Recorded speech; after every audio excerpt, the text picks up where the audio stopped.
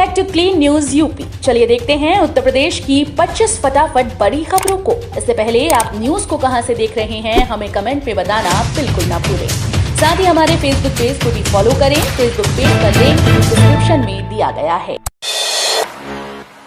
आंगनबाड़ी केंद्रों को गोद लेने के लिए प्रोत्साहित करेगी योगी सरकार। उत्तर प्रदेश की योगी सरकार ने आंगनबाड़ी केंद्रों के जरिए नवजात से लेकर 6 वर्ष तक के बच्चों के सर्वांगीण विकास की योजना बनाई है। इसमें बच्चों को कुपोषण से मुक्ति दिलाने के साथ ही उनकी अनौपचारिक शिक्षा जैसे प्रमुख एजेंडे को शामिल किया गया। इसके तहत सबसे पहले सरकार आंगनबाड़ी केंद्रों को आदर्श बनाएगी, जिसके लिए जनप्रतिनिधियों, अधिकारियों और शैक्षिक संस्थाओं को आंगनबाड़ी केंद्रों को गोद लेने के लिए प्रोत्साहित किया जाएगा। 30 अक्टूबर से शुरू होगा लखनऊ कानपुर एक्सप्रेसवे का निर्माण कार्य। राजधानी से कानपुर तक का सफर 35 मिनट में पूरा हो, इसके लिए काम भारतीय राष्ट्रीय राजमार्ग प्राधिकरण ने तेज कर दिया है। कानपुर की ओर से मशीनों को पहुंचाने का काम कार्यदायी संस्था ने 30 अक्टूबर से शुरू करने का लक्ष्य निर्धारित किया। उद्देश्य है कि 2.5 साल में 63 किलोमीटर का ये रूट पूरी तरह से पूरा हो जाएगा। वहीं सैनिक स्कूल की ओर से एलिवेटेड रोड का काम नवंबर माह में शुरू होगा। कम ब्याज दर में रोजगार के लिए मिलेगा लोन। ग्रामीण शिक्षित युवाओं के शहरी क्षेत्रों में पलायन करने को कम करने और बेरोजगारी की समस्या को तेजी से हल करने के लिए यूपी में ग्रामीण व्यक्तिगत उद्यमियों को वित्तीय सहायता प्रदान करने के लिए मुख्यमंत्री ग्रामोद्योग रोजगार योजना तैयार की गई। इस योजना के तहत बैंकों द्वारा 10 लाख रुपए 4% की ब्याज दर से ज्यादा की राशि ब्याज उत्पादन के रूप में दी जाएगी। निकाय चुनाव से पहले बरेली को 42 सड़कों के निर्माण की सौगात। बरेली में जर्जर सड़कों से जनता की परेशानी बढ़ गई है। इस बार पार्षदों की भी टेंशन बढ़ गई। निकाय चुनाव की आहट के चलते पार्षदों ने जनता से जुड़े विकास कार्यों का पुलिंदा नगर निगम अफसरों के सामने रखा। इसमें मुख्य सड़कों के निर्माण तक का मामला है। इसको लेकर तैयारी शुरू कर दी गई है। आगरा में भाई दूज पर बड़ी बसें। जयपुर समेत इन रूट्स पर आसानी से मिलेगी बस। देश भर में आज भैया दूज है। इसके लिए आने जाने वालों की बस ट्रेन में भीड़ उमड़ेगी। यूपी रोडवेज बस अड्डों से लेकर रेलवे के स्टेशन पर मुसाफिरों का हुजूम रहेगा। यात्री सुविधाओं के लिए परिवहन और रेलवे ने कमर कस ली है। आगरा से प्रत्येक रूट पर गाड़ियां बढ़ा दी। दीपावली, गोवर्धन, भाई दूज और छठ पूजा को निकलने वाली भीड़ को देखते हुए परिवहन और रेलवे ने तैयारी की है। आगरा से दिल्ली की ओर जाने और दिल्ली की ओर से आने वाली बसों की संख्या भी 80 से बढ़ाकर 110 कर दी गई। मुख्यमंत्री योगी आदित्यनाथ 31 अक्टूबर को ग्रेटर नोएडा के ग्रेनो में करेंगे डेटा सेंटर का उद्घाटन। मुख्यमंत्री योगी आदित्यनाथ 31 अक्टूबर को ग्रेटर नोएडा आएंगे। वो यहां डेटा सेंटर, गंगा जल परियोजना समेत ग्रेटर नोएडा प्राधिकरण की कुछ अन्य परियोजनाओं का उद्घाटन करेंगे। 1 नवंबर को राष्ट्रपति Draupadi Murmu India Expo Mart में आयोजित होने वाले इंडिया वाटर वीक का उद्घाटन करने आएंगी। जानकारी के मुताबिक राष्ट्रपति के स्वागत के लिए मुख्यमंत्री योगी आदित्यनाथ भी मौजूद रहेंगे। अब मॉनिटरिंग सेल करेगी स्वास्थ्य सेवाओं की निगरानी। उत्तर प्रदेश की योगी आदित्यनाथ सरकार का जोर लोगों को बेहतर स्वास्थ्य सुविधाएं उपलब्ध करने पर है। यूपी के सरकारी अस्पतालों में इलाज की बेहतर सुविधाएं देने के लिए अब स्वास्थ्य महानिदेशालय मॉनिटरिंग सेल की मदद से निगरानी करेगा।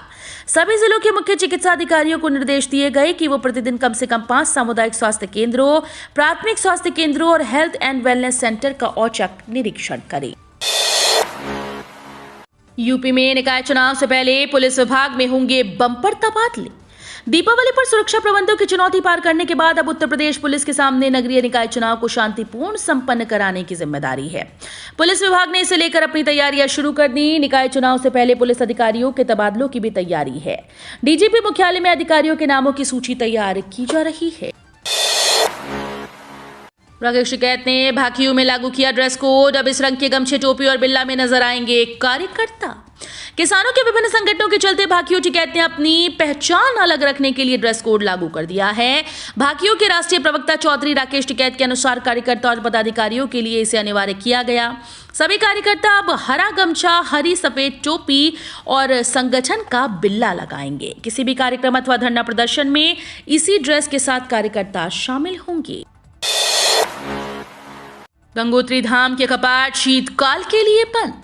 विश्व प्रसिद्ध गंगोत्री धाम के कपाट कल को अन्नकूट पर्व पर विधिवत पूजा अर्चना के साथ 12:01 पर शीतकाल के लिए बंद कर दिए गए। भाई दूज के अवसर पर केदारनाथ और यमुनोत्री धाम के कपाट 27 अक्टूबर को बंद होंगे, जबकि बद्रीनाथ धाम के कपाट 19 नवंबर को श्रद्धालुओं के लिए बंद कर दिए जाएंगे।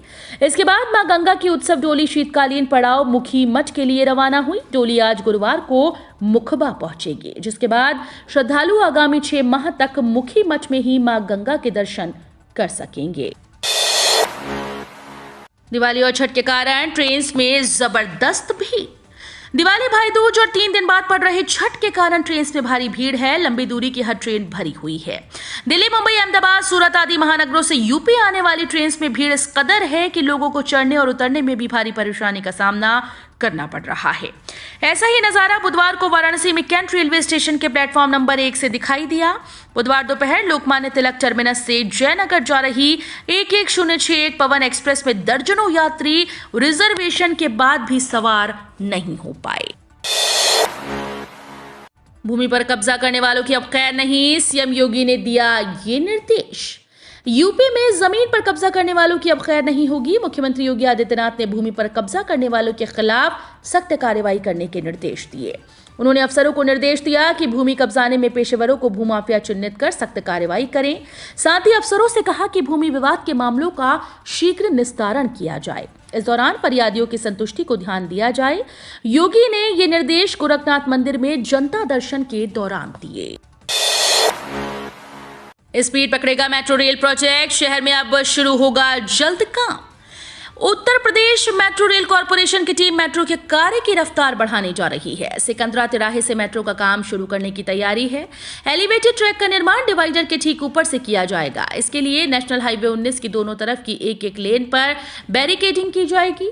टीम अगले माह 3 स्टेशन का टेंडर जारी करने जा रही है। वहीं प्राथमिकता वाले कॉरिडोर में 6 स्टेशन का निर्माण चल रहा है। यूपी के प्रमुख शहरों के खराब स्तर तक पहुंचा वायु प्रदूषण। मुख्यमंत्री योगी आदित्यनाथ ने कल सुबह गोरखपुर के गोरखनाथ मंदिर में जनता दर्शन में आए सैकड़ों फरियादियों की शिकायतें सुनी और अफसरों को उनके समाधान का निर्देश दिया। गोरखनाथ मंदिर परिसर में भीम सरोवर पर आयोजित एक दिया शहीदों के नाम कार्यक्रम में सीएम ने पहला दिया जलाया। इसके बाद शहीदों के चित्र पर पुष्पांजलि अर्पित की। मुख्यमंत्री द्वारा कार्यक्रम का शुभारंभ किए जाने के साथ ही भीम सरोवर 11,000 दीपों की आभा से जगमगा उठा। 30 वकीलों का license suspend, UP bar council ने की कार्रवाई। यूपी बार काउंसिल ने दुर्घटना के फर्जी दावे के नाम पर करोड़ों की धोखाधड़ी करने वाले गिरोह से जुड़े लगभग 30 वकीलों के लाइसेंस सस्पेंड कर दिए। साथ ही 6 पुलिस अधिकारियों को भी आरोपित किया है। ये कार्रवाई इस फ्रॉड की जांच के लिए गठित एसआईटी की ओर से उनके खिलाफ सबूत पेश करने पर की गई। एसआईटी की गिरफ्तारी और कार्रवाई के खिलाफ एक वकील ने सुप्रीम कोर्ट में जमानत अर्जी दाखिल की, लेकिन सर्वोच्च अदालत ने इसे खारिज कर दिया। वाराणसी केवल हिंदू नहीं, इस धर्म के लिए भी खास है। वाराणसी से लगभग 13 किलोमीटर दूर सारनाथ का ऐतिहासिक शहर है। यहाँ भगवान गौतम बुद्ध ने सबसे पहले धर्म की शिक्षा दी थी। सबसे लंबे समय तक यूनेस्को की अस्थायी सूची में रहने के बाद ये विश्व धरोहर स्थल बना। मरगदव, मिगदाया, ऋषिपट्टन और इसी पटाना जैसे अन्य नामों से ये मशहूर है। सारनाथ में दुनिया भर से बौद्ध धर्म के अनुयायी आते हैं। जैन धर्म के अनुयायियों के लिए भी ये स्थान महत्वपूर्ण है। जैन धर्म के 11वें तीर्थंकर श्रेयासन नाथ की जन्मस्थली सिंगपुर गांव मुश्किल से 1 किलोमीटर की दूरी पर है। देसी विदेशी पर्यटकों के लिए 15 नवंबर से खुल जाएगा कतरनिया घाट। अपनी विविधतापूर्ण प्राकृतिक छटा के लिए मशहूर कतरनिया घाट वन्यजीव विहार इस बार पारंपरिक रूप से 15 नवंबर को पर्यटन के लिए खोल दिया जाएगा। कतरनिया घाट रेंज के 2 रास्तों पर ही पर्यटक सैर करते हैं, जो कुल 18 किलोमीटर लंबा है। इस बार विलंब से बाढ़ व बारिश की दस्तक के कारण 1 नवंबर से पर्यटकों के लिए कतरनिया घाट के द्वार खोलने में बाधा आ खड़ी हुई। अब किसानों की इनकम डबल होगी। केंद्र सरकार की ओर से किसानों के लिए कई तरह की सरकारी योजनाएं चलाई जा रही हैं। वित्त मंत्री निर्मला सीतारमण किसानों की आमदनी को दुगना करने के लिए खास प्लान बना रही हैं। पीएम किसान सम्मान निधि स्कीम के अलावा भी सरकार किसानों की इनकम को बढ़ाने के लिए कई योजनाएं चला रही है। वित्त मंत्री निर्मला सीतारमण ने किसानों की आर्थिक स्थिति को ध्यान में रखते हुए बैंकों को दिशा निर्देश दिए। इसके साथ ही सरकारी बैंकों से कहा कि किसान क्रेडिट कार्ड स्कीम के तहत किसानों को आसानी से लोन की सुविधा उपलब्ध कराई जाएगी। राशन कार्ड धारकों को बड़ा तोहफा। राशन कार्ड धारकों के लिए एक जबरदस्त खुशखबरी है। सरकार ने बढ़ती महंगाई को देखते हुए चीनी की कीमतों को कम करने की घोषणा की। इसके बाद आपको चीनी के लिए बस अब प्रति किलो 20 रुपए चुकाने होंगे। अंत्योदय कार्ड धारकों को सरकार की इस घोषणा का लाभ मिलेगा। सरकार के इस ऐलान से कार्ड धारकों में बढ़ती महंगाई से राहत है। त्योहारी सीजन में सरकार की तरफ से दी जा रही सुविधा से फ्री राशन का लाभ उठा रहे लोगों में खुशी है और उनका कहना है कि सरकार ने इस ऐलान से दिल जीत लिया है। मायावती बोली, अगर गैर सरकारी मदरसे बोझ नहीं बनना चाहते तो इसमें दखल क्यों? बसपा सुप्रीमो मायावती ने मदरसों के सर्वे पर सवाल उठाया। मायावती ने कहा कि गैर सरकारी मदरसे सरकार पर बोझ नहीं बनना चाहते तो फिर इसमें दखल क्यों? उन्होंने कहा कि सरकारी मदरसा बोर्ड के मदरसों के टीचर व स्टाफ के वेतन आदि के लिए बजट प्रावधान हेतु खास तौर से सर्वे कराया जाता है, तो क्या यूपी सरकार इन प्राइवेट मदरसों को अनुदान सूची में शामिल करके उन्हें सरकारी मदरसा बनाएगी? बीएसपी सरकार ने 100 मदरसों को यूपी बोर्ड में शामिल किया था। लखनऊ में डेंगू का कहर, बढ़ रहे मरीज। राजधानी लखनऊ में dengue, chikungunya, typhoid, malaria viral के बीच कोरोना के मामले बढ़ते जा रहे हैं। मंगलवार को शहर में 14 और लोग डेंगू की चपेट में आ गए। कानपुर रोड के आसपास की कॉलोनीज में डेंगू के 50 सक्रिय मरीज हैं। इसमें सिल्वर जुबली 2, इंदिरा नगर 3, चिन्हट 2, टूरियागंज 2, अलीगंज 1 में केस पाए गए।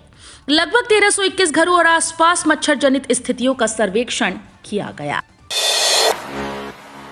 नीदरलैंड के खिलाफ जीत के लिए बरकरार रखने उतरेगी टीम इंडिया।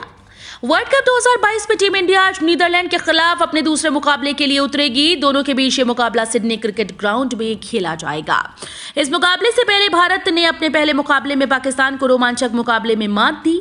ऐसे में टीम इंडिया नीदरलैंड के खिलाफ अपनी जीत के लिए बरकरार रखने उतरेगी। भारत और नीदरलैंड के बीच आज दोपहर 12:30 बजे मैच खेला जाएगा। लखनऊ कानपुर में हल्की ठंड, रात के तापमान में गिरावट जारी। उत्तर प्रदेश में गुलाबी ठंड की दस्तक शुरू हो गई है। रात में तापमान स्थिर है। आपको बता दें कि उत्तरी पश्चिमी हवा का असर प्रदेश पर पड़ रहा है। लगातार न्यूनतम तापमान में कमी देखी जा रही है। मौसम विभाग के मुताबिक उत्तर पश्चिम और मध्य भाग में शुष्क हवा चलने की शुरुआत हो गई है। आसमान साफ होने की वजह से पृथ्वी की सतह ठंडी हो रही है। रात के तापमान में गिरावट आना शुरू हो गई। नवंबर के पहले सप्ताह में सर्दियों की शुरुआत हो जाएगी। यूपी के टीचर्स को योगी सरकार ने दी बड़ी राहत। बकाया भुगतानों के लिए नई व्यवस्था का ऐलान। यूपी के टीचर्स को योगी सरकार ने बड़ी राहत दी है। टीचर्स के लंबित एरियर भुगतान की पारदर्शी व्यवस्था होगी। वित्त व लेखाधिकारी के स्तर पर बनेगा इसका अलग रजिस्टर। 1 महीने के भीतर ये व्यवस्था दुरुस्त करने के निर्देश दिए गए। लापरवाही बरतने वाले अधिकारियों के खिलाफ अनुशासनात्मक कार्रवाई होगी। बीते दिनों वित्त व लेखाधारियों की समीक्षा बैठक में पाया गया कि शिक्षकों के लंबित भुगतानों में पारदर्शी व्यवस्था का अभाव है। प्रक्रिया निर्धारित न होने के कारण बकाये का समय पर निस्तारण नहीं किया जाता। 104 केंद्रों पर हेड कांस्टेबल भर्ती 2022 परीक्षा आज से। कर्मचारी चयन आयोग की ओर से head constable, tally, printer operator भर्ती 2022 के लिए ऑनलाइन परीक्षा आज 27 व 28 अक्टूबर को कराई जाएगी। परीक्षा 3 पालियों में सुबह 9 बजे से 10:30, 12:30 से 2 और 4 से 5:30 बजे तक होगी। मध्य क्षेत्र के अधीन उत्तर प्रदेश व बिहार में 104 केंद्रों पर कुल 1,96,717 अभ्यर्थी परीक्षा में सम्मिलित होंगे। एसएससी मध्य क्षेत्र के क्षेत्रीय निदेशक राहुल सचान ने बताया कि परीक्षा की तैयारियां पूरी कर ली गई हैं।